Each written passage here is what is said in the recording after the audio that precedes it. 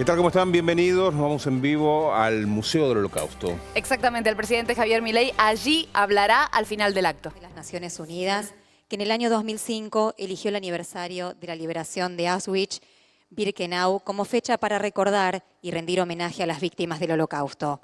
Recordamos a los 6 millones de judíos perseguidos y asesinados por el régimen nazi con la honrosa presencia de los sobrevivientes que hoy nos acompañan. Este año se cumplen 80 años de la liberación por parte del Ejército Rojo de lo que fuera el mayor campo de concentración y exterminio de la Alemania nazi, donde al menos 1.100.000 prisioneros fueron exterminados, el 90% de ellos eran judíos. Asimismo, este acto se realiza en virtud de los compromisos internacionales asumidos por la Argentina en su carácter de miembro pleno de la Alianza Internacional para la Memoria del Holocausto.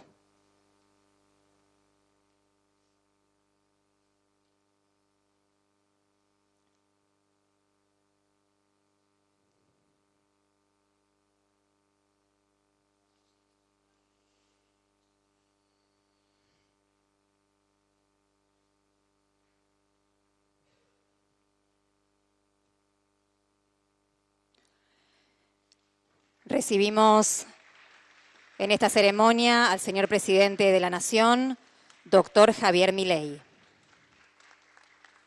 Se encuentran presentes también el señor ministro de Justicia de la Nación, Mariano Cunio Libarona, el señor secretario de Relaciones Exteriores de la Nación, embajador Eduardo Bustamante, el señor secretario de Educación de la Nación, Carlos Torrendel. Se encuentran presentes también el señor secretario de Comunicación y Medios, Manuel Adorni, señores embajadores y embajadoras, representantes del cuerpo diplomático acreditados en el país, autoridades nacionales, invitados especiales. Nos acompañan las organizaciones de la sociedad civil que conforman el capítulo local de la Alianza Internacional para la Memoria del Holocausto, a quienes agradecemos el trabajo compartido en el marco de esta alianza. Podemos tomar asiento. En el inicio de este acto escucharemos las palabras de bienvenida del presidente del Museo del Holocausto de Buenos Aires, Marcelo Mindlin.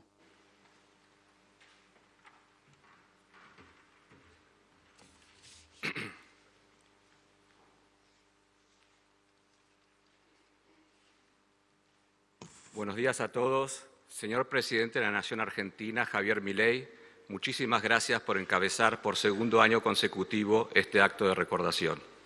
Señor Ministro de Justicia, Mariano Cunio Libarona, señor Vicecanciller Eduardo Bustamante, señor Secretario de Educación Carlos Torrendel, señor Embajador del Estado de Israel Eyal Sedal, miembros del cuerpo diplomático acreditado en nuestro país, autoridades nacionales, provinciales y de la ciudad, dirigentes de la sociedad argentina y de su comunidad judía, queridos sobrevivientes de la Shoah y todos sus familiares. Hace 80 años, el horror de Auschwitz fue revelado al mundo cuando los soldados soviéticos llegaron al campo. Allí, 1 millón de judíos fueron aniquilados sistemáticamente como parte del plan de exterminio conocido como la solución final, que resultó en el asesinato de 6 millones de judíos. Además, otras 100.000 personas pertenecientes a diversos grupos perseguidos fueron asesinados por sus orígenes étnicos, religiosos o filiaciones políticas.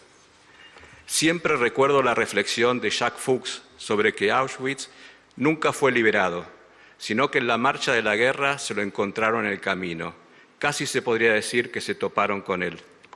Los aliados enfrentaron al régimen nazi por muchísimas buenas razones, pero ninguna de sus acciones tuvo como intención prevenir, aminorar o suspender el genocidio contra el pueblo judío. De hecho, en uno de los paneles que tenemos acá en el museo hay una foto aérea que los aliados tomaron sobre el campo de concentración, donde se veía claramente lo que estaba pasando ahí, y muchos se cuestionaron a lo largo de las décadas por qué nunca se bombardearon las vías de tren que llegaban a ese campo de terror y de concentración. Bueno, nunca lo hicieron. Por eso, aquella indiferencia resuena hasta el día de hoy. 20 años atrás, las Naciones Unidas establecieron esta fecha para rendir homenaje a las víctimas del Holocausto.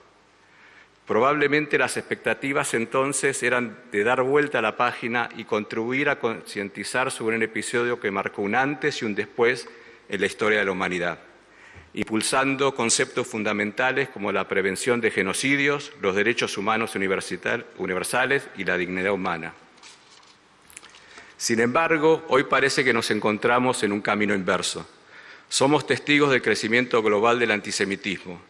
Somos contemporáneos de manifestaciones públicas y masivas que llaman a la destrucción del Estado de Israel y de los judíos, fantaseando en su locura con una nueva solución final, escondiendo su odio bajo el disfraz del antisionismo. Somos testigos de la estigmatización y demonización del Estado de Israel. Vemos con indignación que sus derechos a existir y sus derechos a la autodefensa son cuestionados como el de ningún otro país del mundo. Y una vez más, vemos un mundo que oscila entre indiferencia y una preocupante tolerancia a esos mensajes de odio. Pero en Argentina no fuimos ni somos indiferentes, ni su pueblo, ni sus gobiernos.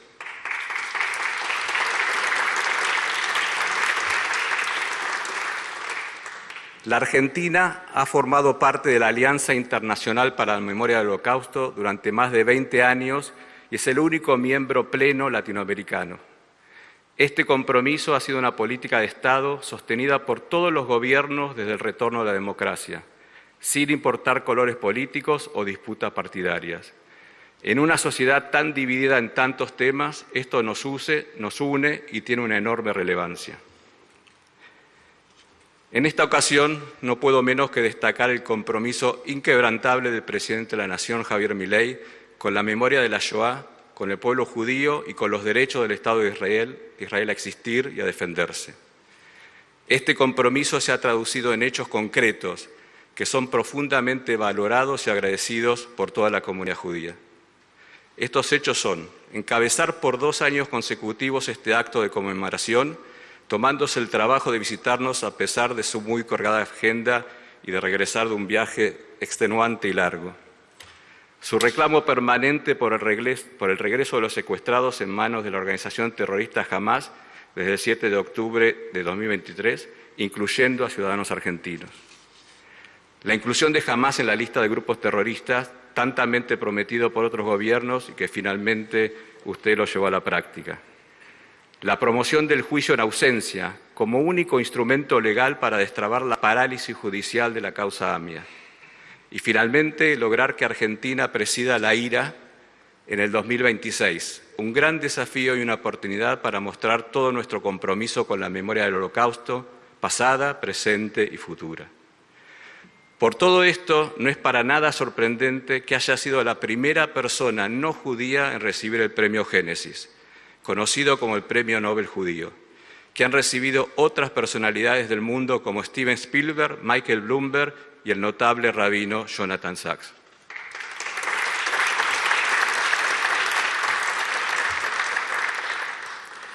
Elie Wiesel sostuvo que lo contrario al amor no es solo odio, sino la indiferencia. Nuestra tarea institucional, nuestra misión, es justamente la de trabajar en la educación para mantener viva la memoria y combatir la indiferencia.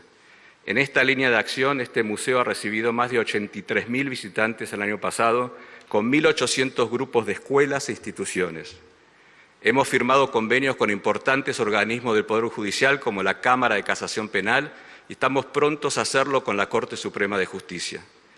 Hemos capacitado a miles de policías, docentes y miembros de la Fuerza de Seguridad y hemos acompañado al Estado de Argentina en su candidatura a la IRA participando en los plenarios del Reino Unido. El museo otorgó también becas para alumnos y docentes que viajarán en abril próximo a la edición de Marcha por la Vida por el 80 aniversario de la liberación de ese campo. Y también el premio Rosa Blanca, organizado junto a la Embajada de Estados Unidos, que fue otorgado a una alumna de Jujuy, de un colegio secundario de Jujuy, que viajará a conocer el Museo de Washington en reconocimiento por sus acciones antidiscriminatorias en su propia comunidad. La Liga de Antidifamación reportó que aquellos sitios donde se enseña el Holocausto tienen menor propensión al antisemitismo y a las teorías conspirativas. Es nuestro enorme orgullo hacer el aporte en Argentina para ello. Los queridos sobrevivientes que nos acompañan, con su testimonio han sido una pieza fundamental en la memoria histórica. Son ejemplo de esto. Escucharlos, escuchar sus historias conmovedoras, es un antídoto contra la indiferencia. Este lugar es su casa. Acá siempre encontrarán un espacio para ustedes porque es su presencia la que nos recuerda permanentemente que no podemos quedar indiferentes ante los hechos. No quiero terminar mis palabras sin pedir por el regreso con vida de los 94 rehenes aún en cautiverio en Gaza, violando todas las normas internacionales, con la complicidad de algunas organizaciones internacionales como la de Refugiados Palestina, UNRWA, y ante el silencio que aturde de la Cruz Roja que nunca los visitó. Me pregunto si acaso la Cruz Roja cree que es una opción no visitar a los prisioneros de guerra. No, no es una opción, es un derecho. Y me pregunto por qué muchos colectivos que dicen estar en favor de los derechos humanos nunca reclamaron por los derechos humanos de estos rehenes que nunca tuvieron la visita de la Cruz Roja para ver cómo estaban sus condiciones de cautiverio. Y entonces me pregunto, los chiquitos vivas, hijos de argentinos, uno de pocos meses, otro de 2 años, ¿no tienen el derecho humano de ser visitado por la Cruz Roja como marcan las normas internacionales? Ante tanto horror, ante tanta hipocresía, es que vuelvo a pedir por la liberación urgente de los rehenes aún en cautiverio. Quiero reafirmar aquí y ahora frente a todos ustedes, cuando se trate de mantener viva la memoria del Holocausto, como dice el himno partisano, estaremos aquí, Mir seinen do. Muchísimas gracias.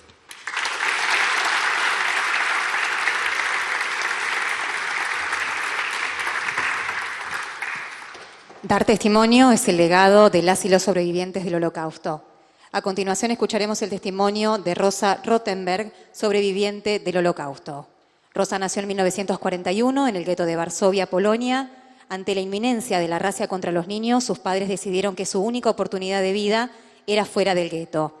La sacaron clandestinamente con 6 meses de vida y la entregaron a una familia católica con un nombre fraguado. No se sabe qué pasó después, pero Rosa terminó en un orfanato. Su madre no sobrevivió, pero su padre sí lo hizo, quien tras intensas búsquedas la encontró cuando ella tenía 4 años. Una vez en Buenos Aires, Rosa estudió y formó su propia familia. Tiene 2 hijos y 5 nietos. Rosa, la escuchamos.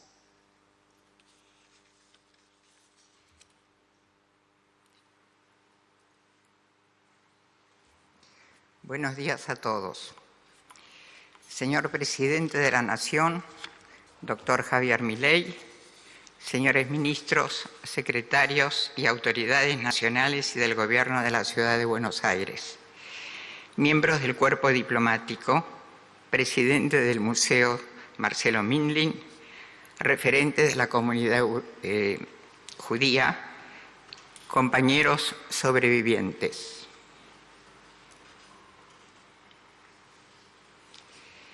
Mi nombre es Rosa Rothenberg. Nací en plena guerra en el gueto de Varsovia en junio de 1941. Como primogénita fui acogida con gran alegría por mis padres, pero frente a la condición inhumana que se vivía en el gueto, mis padres decidieron buscar el medio de sacarme de allí lo más pronto posible. Mi vida corría peligro, no solo por las condiciones inhóspitas del lugar que hacían muy difícil la supervivencia de un bebé, también por el mero hecho de haber nacido niña judía. Como sabemos, en época del nacionalsocialismo, los judíos éramos considerados una amenaza, no solo para el Reich, también para la humanidad toda.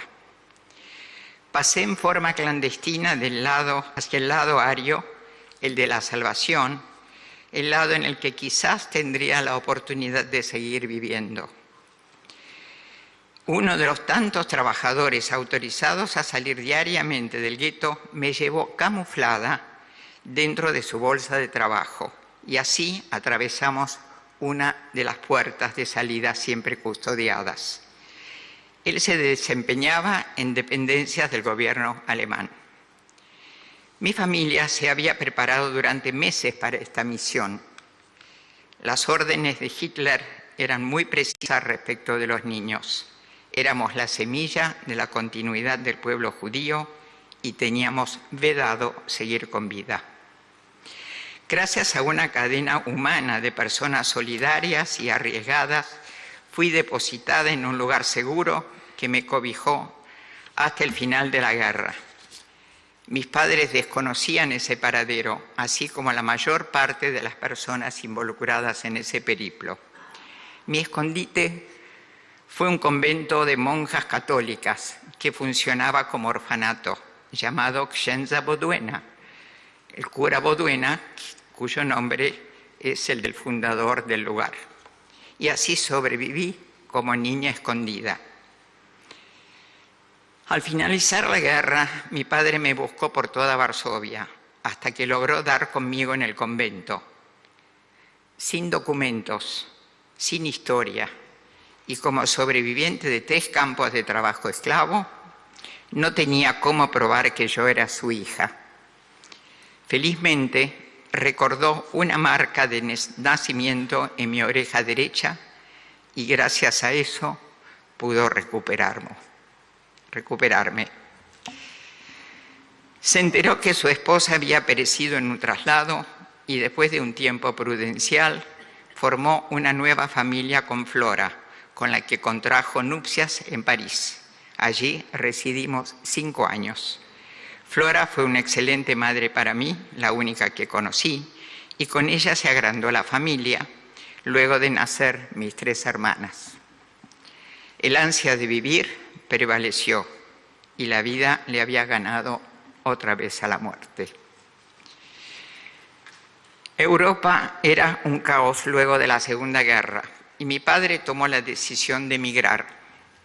Llegamos por barco a Buenos Aires en septiembre de 1950. La migración no fue fácil, pero Argentina tenía fama de abundancia y de libertad de credos, y esos fueron elementos contundentes. Aquí transcurrió mi vida desde los 9 años. Me crié en un ambiente de paz y bienestar. Difícil, pero pude estudiar, me recibí de bioquímica en la UBA, me casé, tuve 2 hijos y 5 nietos. Así sobreviví. En el convento salvé mi vida, pero además me salvé de muchas otras cosas. Me salvé de ser arrancada de los brazos de mi madre por soldados nazis. Me salvé de que tuvieran que ahogarme para callar mi llanto dentro de los búnkers cuando había guardias nocturnas rondando.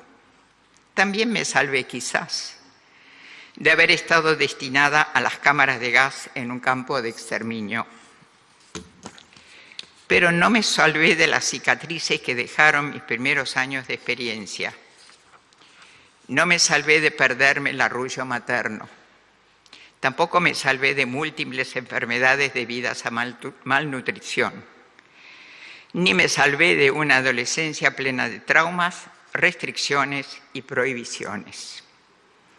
Esta última reflexión sobre mi supervivencia la expresé hace exactamente 15 años en un recordatorio igual que este, en el mismo día que estamos recordando hoy.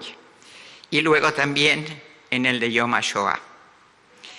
Estas reflexiones forman parte de algunos de los primeros testimonios en eventos masivos, donde empezamos a hablar quienes fuimos niños o bebés durante el Holocausto. Y esto causó gran revuelo, y con mucha razón. Nuestros sobrevivientes mayores eran quienes llevaban la voz del testimonio desgarrador de los guetos y los campos de muerte. Era nuestro turno de empezar a contar otras historias que incluían a personas, familias o instituciones solidarias que se involucraron para protegernos y escondernos de la maquinaria nazi. En la mayoría de las veces, ellas no eran de origen judío y era preciso adoptar identidades falsas, posturas familiares inventadas o planes de escape secretos hacia lugares más seguros. Quienes creen que el Holocausto es un hecho del pasado, se equivocan. Hace 10 años yo solo sabía que mi madre había muerto durante la Shoah, pero en cierto momento de mi vida quise conocer su real trayectoria en este genocidio. En el 2015, hace 9 años, porque todavía a fin de año se van a cumplir los 10, viajé a Polonia para reconstruir mi historia y recuperarla de mi madre. En Varsovia consulté varios archivos históricos y visité instituciones, cementerios y, por supuesto, fui a conocer mi orfanato. Poco es lo que logré, pero para mi sorpresa, allí recibí una gran cantidad de documentos sobre Regina, mi madre biológica. Ella no había muerto en un traslado, había estado en varios campos, enfermó de tifus en Bergen-Belsen y falleció 2 meses después de finalizada la guerra. Pude así cerrar una parte muy dolorosa de mi historia. Nosotros, los sobrevivientes, nuestros hijos y nuestros nietos, cargamos con infinidad de dudas, dolores, ausencias y tragedias, todas como secuelas del Holocausto. Ellas no terminaron con la liberación de Auschwitz, ni con el fin de la guerra, ni con las décadas de reconstrucción. Por eso, la tarea de memoria sigue conectada al presente, y es la razón por la que sigo dando mi testimonio cada vez que puedo, como lo hago aquí en el Museo del Holocausto, y toda vez y donde la requieran. Este Día Internacional en recuerdo de las víctimas del Holocausto nos encuentra con un sabor agridulce. Por un lado, seguir hablando de lo sucedido durante la Shoah nos permite recordar, no olvidar y seguir dando luz a la memoria, a irradiarla a toda la sociedad. Por otro lado, desde el 7 de octubre del 23, el mundo es testigo de una ola de antisemitismo que creíamos cosa del pasado. A partir del ataque terrorista de Hamás, nuestras palabras no son las mismas. Sentimos que tenemos una responsabilidad aún mayor de alzar la voz y de advertir sobre los peligros del antisemitismo.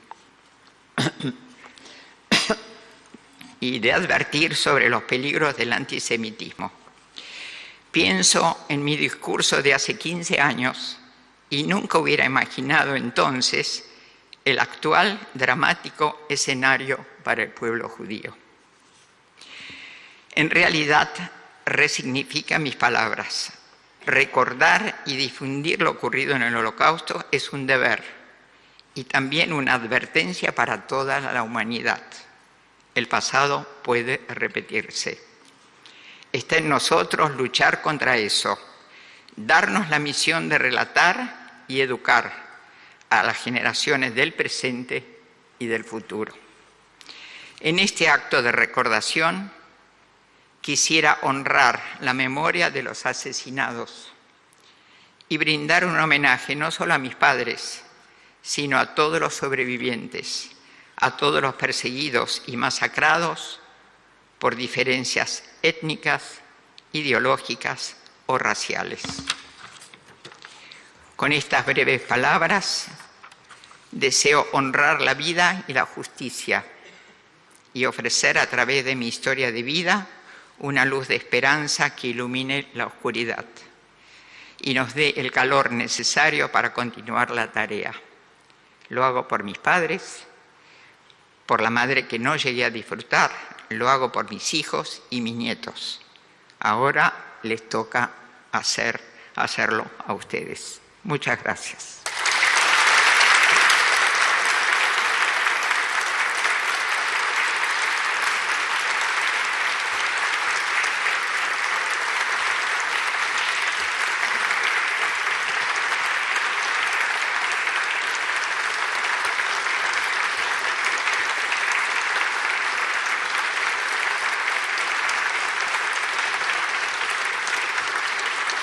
Muchas gracias, Rosa. Seguidamente escucharemos el tema de la lista de Schindler, compuesto por John Williams y que será interpretado por el violinista Marcos Lombardi.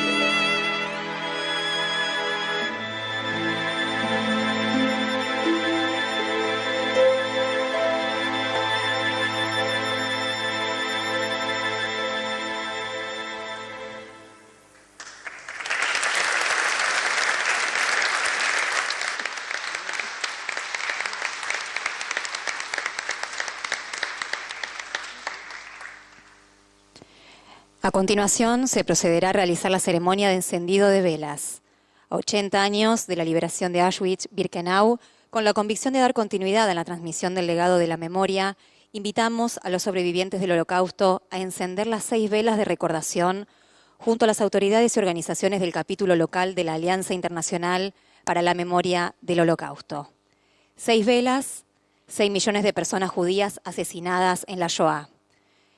Este acto es un recuerdo y un homenaje a ellas y especialmente a los y las sobrevivientes que nos acompañan y honran con su presencia. Es también un recuerdo y reconocimiento en memoria del amplio universo de víctimas del nazismo que asoló a Europa entre 1933 y 1945. Opositores políticos, disidencias sexuales, personas con discapacidad y enfermedades mentales, testigos de Jehová e integrantes de las comunidades gitanas, Roma y Sinti. Invitamos a Rosa Rothenberg, sobreviviente del Holocausto, Fabiana Mindlin, secretaria general del Museo del Holocausto de Buenos Aires, y Eyal Selah, embajador de Israel.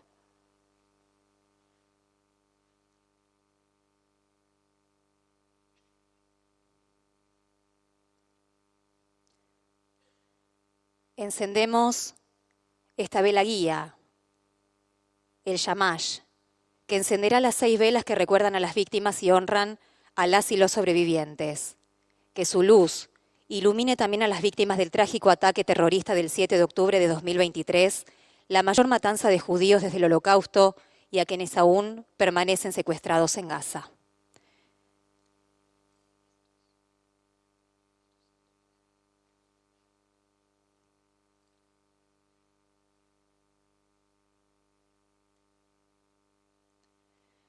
Enciende la primera vela en nombre de las 6 millones de personas judías asesinadas durante la Shoah. Helen Gutkowski, sobreviviente del Holocausto, acompañada por el ministro de Justicia de la Nación, Mariano Cunio Libarona, el señor secretario de Relaciones Exteriores, embajador Eduardo Bustamante, y el señor secretario de Educación de la Nación, Carlos Torrendel. Helen nació en 1940 en París, 5 meses después de declarada la Segunda Guerra Mundial. 2 años más tarde, sus padres la entregaron a una familia católica y huyeron junto a su hermano, 9 años mayor, hacia el territorio aún no ocupado llamado Zona Libre. Todos sobrevivieron, tienen muy pocos recuerdos de aquellos años y ha empeñado su vida y trabajo en reconstruirlos. En Francia conoció a Salomón y a sus 21 años vino a la Argentina para casarse con él. Tiene 3 hijos y 6 nietos. Logró declarar justo entre las naciones a la familia que escondió a sus padres y hermano.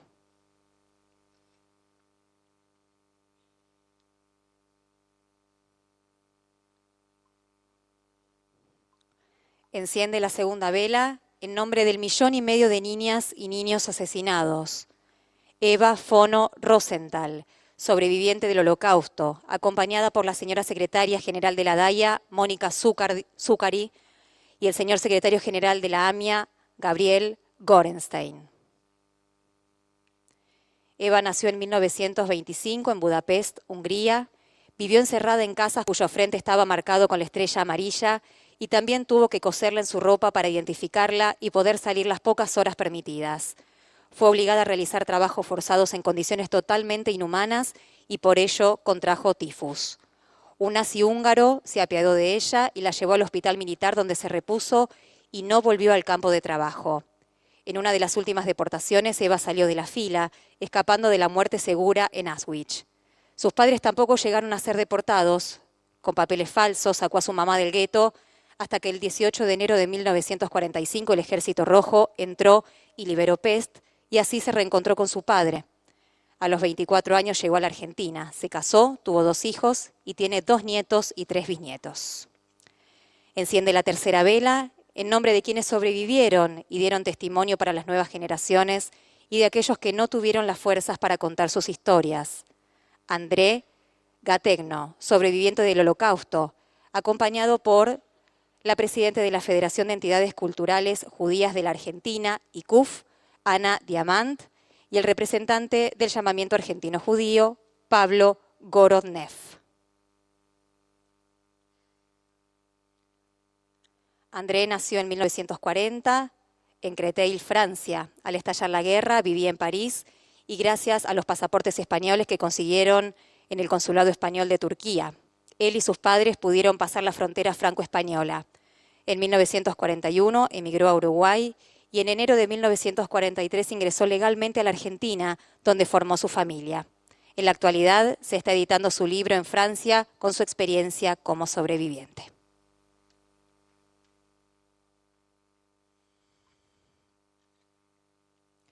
Enciende la cuarta vela en nombre de quienes resistieron a la brutalidad nazi con armas y sin armas, en los guetos, en los campos y en los bosques.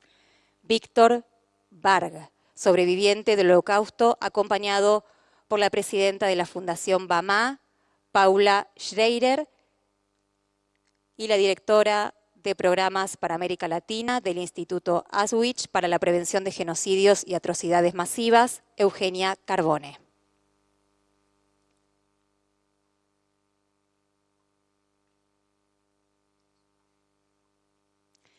Víctor nació en 1940 en Varsovia, Polonia. Al comenzar la guerra se encontraba con sus padres en Varsovia. Cuando su familia escapó a Rusia no tenían documentos, por lo que registraron como nacido en Varsovia el 7 de noviembre de 1941. Luego emigraron a Uzbekistán, a su capital, Tashkent. Sobrevivió escondido, estuvo en varios campos desplazados. Dejaron Europa desde el puerto del Havre, Francia, hacia Bolivia, a donde llegaron en 1951.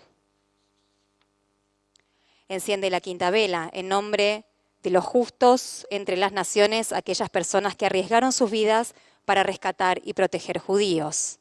Marilla Schäffner, sobreviviente del Holocausto, acompañada por el representante del Centro Ana Frank para América Latina, Héctor Shalom, la presidenta de Bnei Brit Argentina, Susana Shalom, en representación de la Federación Argentina de Centros Comunitarios Macabeos, FACMA, Esteban Chernomorets. Marilla nació el 19 de abril de 1938 en Lodz, Polonia. Cuando los alemanes invaden Polonia, Marilla y su familia fueron trasladados al gueto en donde se escaparon con la ayuda de su mejor amigo.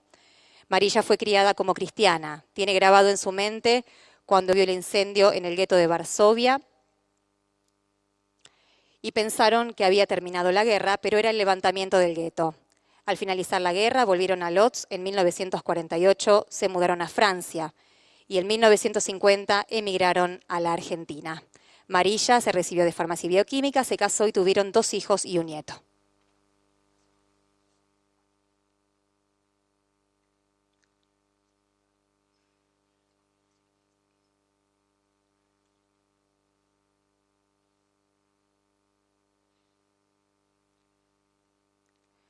Enciende la sexta vela en nombre de todos los grupos perseguidos por el nazismo, opositores políticos, disidentes sexuales, personas con discapacidad y enfermedades mentales, testigos de Jehová e integrantes de las comunidades gitanas Roma y Sinti. Noeli Talglam, sobreviviente del Holocausto, acompañada por el señor tesorero de la Fundación Tzedakah, Marcelo Fuchsman, el representante del Centro Simón Wiesenthal para América Latina, Batia Nemirovsky,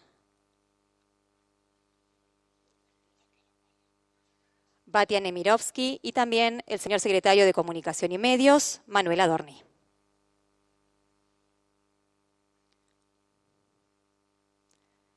Noeli nació el 24 de abril de 1939 en Bruselas, Bélgica. Se habían mudado a ese país para escapar de los pogroms y el antisemitismo. En 1942, los nazis se llevaron a su papá, que fue asesinado en Auschwitz. Como su madre sabía que iban por ella y sus hijos, los dejó en 2 hogares junto a otros niños escondidos. Al finalizar la guerra, a los otros chicos los fueron a buscar, pero no a Noeli. Después se enteró que su mamá de él también había sido asesinada en Auschwitz. Su hermano Marcel sobrevivió y juntos fueron adoptados por una familia en Argentina.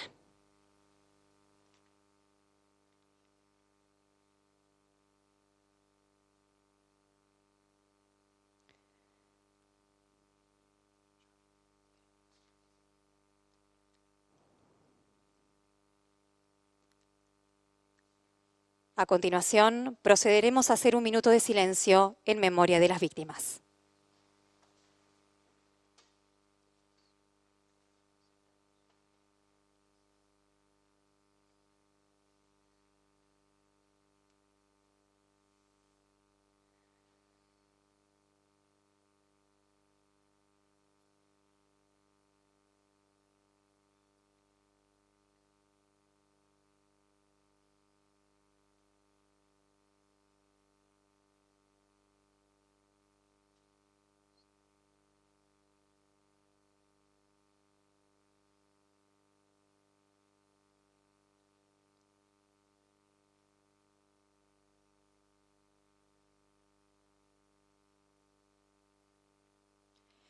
La resolución 60/7 de la Asamblea General de las Naciones Unidas compromete a los Estados a desarrollar acciones educativas, rechazar las formas de negacionismo y distorsión y preservar los sitios de memoria.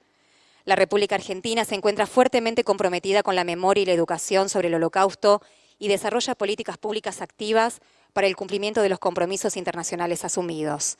En 2026, este compromiso se verá reflejado en la presidencia argentina de la Alianza Internacional en recuerdo del Holocausto, un nuevo hito para nuestro país. A continuación, dirige la palabra el señor presidente de la Nación, doctor Javier Milei.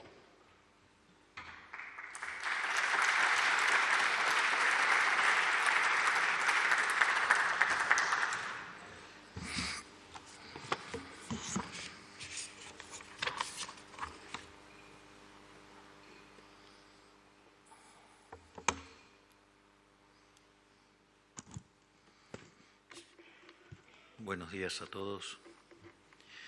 Quiero saludar y agradecer a las autoridades del museo, encabezada por su presidente Marcelo Mindlin, que me ha invitado a mí y parte de mi gabinete a tan importante acto. También a los sobrevivientes del Holocausto y sus familias que hoy nos acompañan, y a todos los presentes que se han acercado en esta fecha tan conmovedora. Hoy, como todos los 27 de enero desde hace ya 19 años, en distintas partes del mundo nos juntamos para recordar un nuevo Día Internacional en memoria de las víctimas del Holocausto. Este aniversario particular tiene para mí una carga emocional y simbólica muy especial.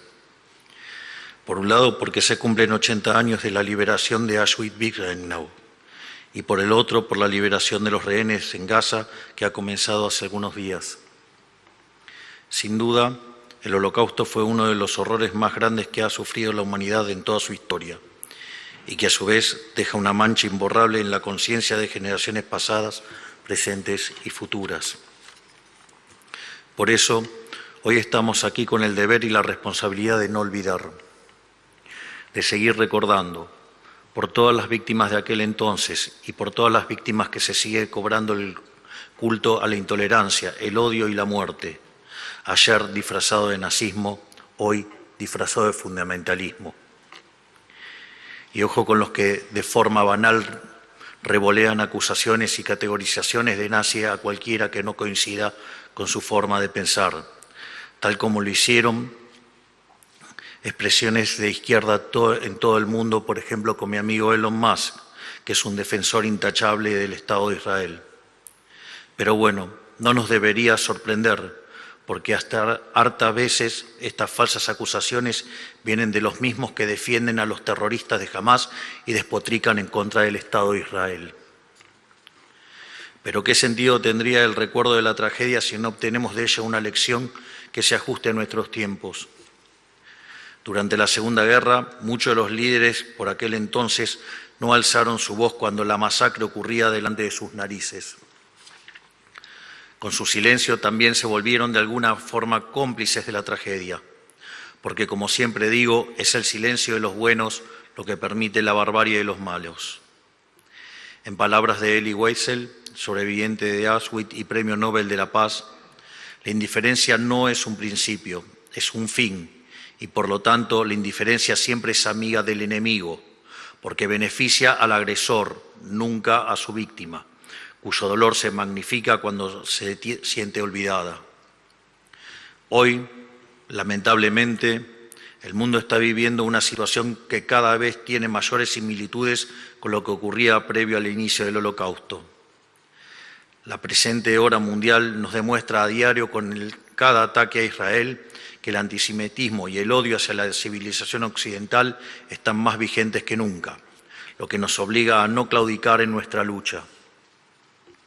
Como ya lo mencioné antes, el enemigo puede cambiar de estandarte, pero su miserable causa permanece intacta.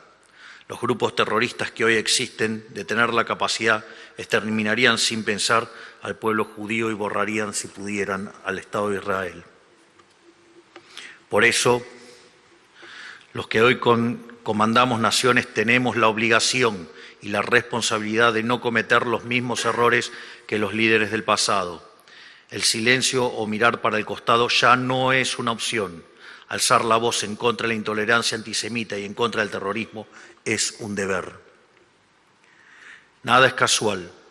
La perashá de esta semana habla de la epopeya del pueblo judío para salir de la esclavitud y conquistar la libertad. Existía un faraón que quería esclavizar y exterminar a un pueblo, pero también un Moisés que con firmeza y convicción alzó su voz y sin miedo exclamó: sí, todos ustedes están equivocados, el faraón y toda su nación. La libertad no solo es posible, sino obligatoria. Pero en aquel momento, la Torá nos cuenta que no solo el faraón no escuchó, sino que incluso el mismo pueblo hebreo tampoco lo escuchaba. De hecho, esta semana en la Parashá estamos recordando las últimas 3 plagas. La plaga de las langostas, la plaga, digamos, cuando se oscureció 3 días, la eclipse de 3 días, y la de los primogénitos, que fue lo que terminó destrabando la salida del pueblo judío hacia la tierra prometida. Por lo tanto, también esta semana nos tiene que dar esperanza de que vamos a triunfar y nos vamos a imponer sobre el mal como se lo logró allá en Egipto. El Pasuk dice: y el pueblo no escuchó a Moshe debido a su estrechez de espíritu y a su duro trabajo. Estaban tan sumidos en su esclavitud que ni siquiera ellos podían soñar con la libertad. A veces, el mundo tan angosto y corto de mente que muchos no están siquiera preparados para escuchar el mensaje de la libertad. Y por eso quiero aprovechar para agradecer el compromiso del presidente de los Estados Unidos, Donald Trump, al cargarse al hombro las negociaciones que permitirán que los rehenes puedan volver a casa, entre ellos los 9 argentinos que aún permanecen secuestrados y por cuya liberación exigimos la máxima celeridad. Porque al fin y al cabo, en lo que respecta a las tragedias pasadas y presentes, existe un hilo conductor histórico de fundamentalismo intolerante, una ideología de destrucción que ha tenido diferentes caras, pero que en esencia representa el mayor obstáculo hacia la construcción de un mundo libre, un mundo por el que no dejaremos de luchar hasta el último día de nuestras vidas. Por eso, al igual que ayer, hoy decimos y seguiremos diciendo una y otra vez: ¡viva la libertad!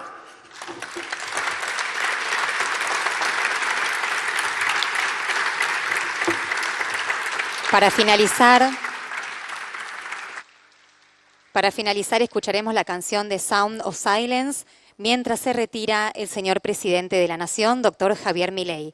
A todos, muchas gracias y les pedimos, por favor, mantenerse en sus lugares. Gracias. Venimos.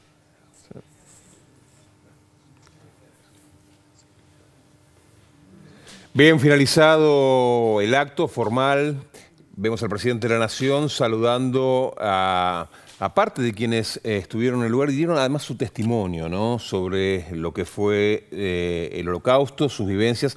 Toda gente mayor que era muy pequeña en aquella época, pero que nos ayudó en su reconstrucción de vida a entender un poco más, en primera persona, lo que significó. Un sentido acto que duró poco más de 1 hora o justamente 1 hora. Allí participó el presidente de la Nación, que estaba acompañado por el ministro de Justicia, Cunio Libarona, también por otras figuras de su gabinete muy próximas a él, y ya está retirándose para seguir con su agenda luego de su viaje hasta hace poco, la gira que tuvo en Davos.